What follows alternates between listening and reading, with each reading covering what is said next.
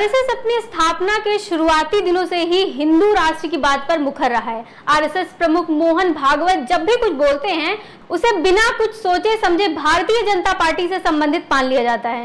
ऐसे समय में जब देश में हिंदू राजनीति अपने शिखर की ओर जा रही हो, राष्ट्रीय स्वयंसेवक संघ यानी कि आरएसएस प्रमुख मोहन भागवत का एक दिया हुआ बयान फिर तूल पकड़ रहा है। दरअसल आरएसएस लंबे समय से बीजेपी के लिए नए राष्ट्रीय अध्यक्ष की तलाश कर रही है। संघ हमेशा बीजेपी पर अपनी पकड़ बनाकर मजबूत रखना चाहती है। ऐसे में वो चाहता है कि कोई ऐसा आदमी इस पद को संभालते जिसके जरिए संघ मजबूती से बीजेपी में अपनी पकड़ को जमा कर सके।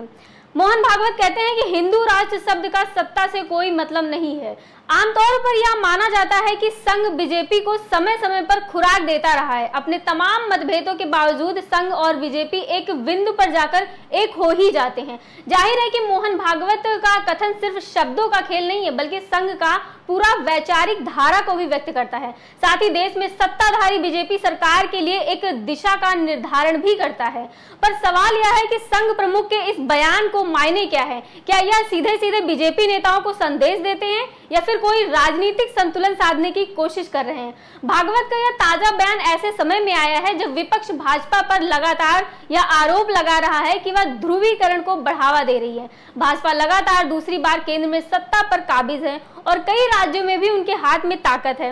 ऐसे में संघ प्रमुख का यह कहना कि हिंदू राष्ट्र का अर्थ सत्ता से नहीं है, एक समय राजनीति की संतुलन साधने की कोशिश के रूप में भी देखा जा सकता है।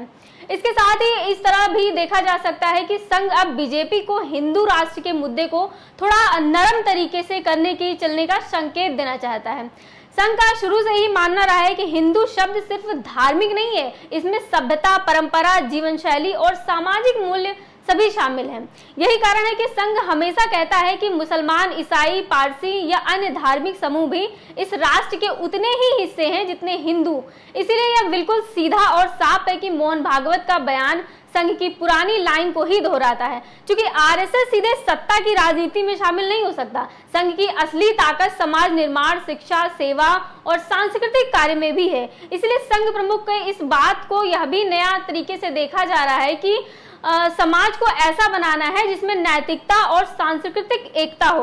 हाँ, लेकिन उसकी इस बात की टाइमिंग बहुत महत्वपूर्ण है। या हो सकता है कि संघ प्रमुख बीजेपी के लिए कोई सीमा रेखा खींच रहे हो। फिलहाल आपकी इस खबर पर क्या राय है, हमें कमेंट बॉक्स में जरूर बताएं। धन्यवाद।